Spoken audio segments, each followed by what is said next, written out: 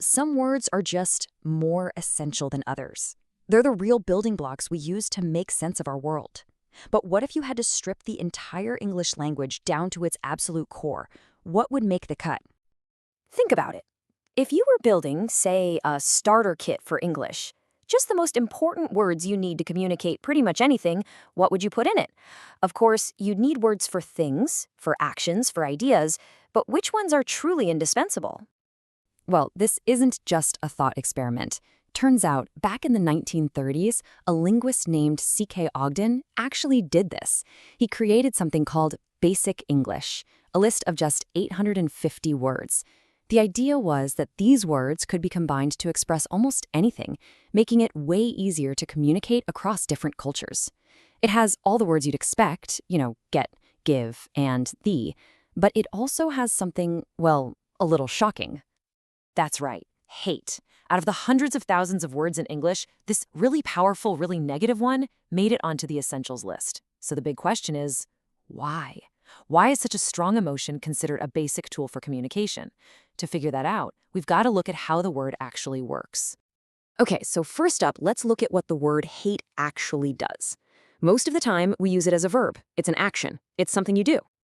And the definition itself is incredibly simple, right? It's not just regular dislike. It's a strong dislike. There's no gray area. This one word packs a punch and gets an intense, active feeling across with total clarity. And here's a perfect, everyday example of its power. This is a simple, universal feeling. We use hate to describe this strong, uncomplicated aversion. Even for something as simple as food, the word just does the job instantly. But then it also has this incredible depth.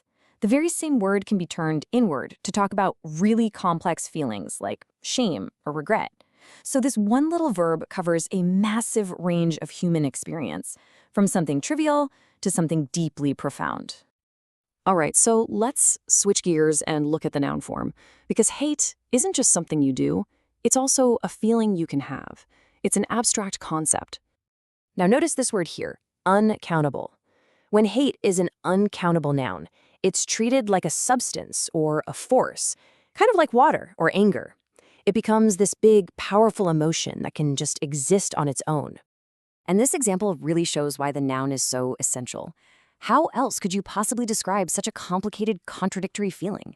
Hate is a fundamental pillar of our emotional language. It's the direct opposite of love, and sometimes it's a very confusing partner. And then there's this other, less common function that's just as important. Hate can also be countable. This is how we take that abstract feeling and turn it into specific individual things we dislike. And just like that, you can actually list them out. Your hates become these tangible things you can point to right alongside your fears. It gives us a really precise way to talk about the specific triggers for that strong feeling. See, no word, not even a so-called basic one, just exists by itself. It's always part of this bigger network of meaning, and it's defined by what it's similar to, what it's the opposite of, and what it can grow into. A lot of a word's meaning comes from its opposites. Hate is on the same spectrum as dislike, sure, but its true power comes from being the polar opposite of love. You can't really get the full picture of one without having a word for the other. Hate provides that fundamental contrast. And from this one basic word, we can build a whole family of more specific ideas. Hatred is the intense feeling itself. A hater is the person who feels it, and hate crime and hate mail are the terrible actions that spring from it. But this one simple word is the root of it all. Which brings us all the way back to our original question. After seeing how it works as a verb, as a noun, and as the root for all these other ideas, why is hate so essential that it landed on a list of just 850 words? Well, the answer is pretty simple. Basic English was never about creating some perfect, happy world where only positive things get talked about. It's a tool for describing the world as it actually is. And hate, whether we like it or not, is a fundamental part of the human experience. If you don't have a word for it, you can't describe reality, you can't warn people, and you can't even really understand yourself. So recognizing hate as a basic word isn't about promoting the feeling, it's just about acknowledging that it's real.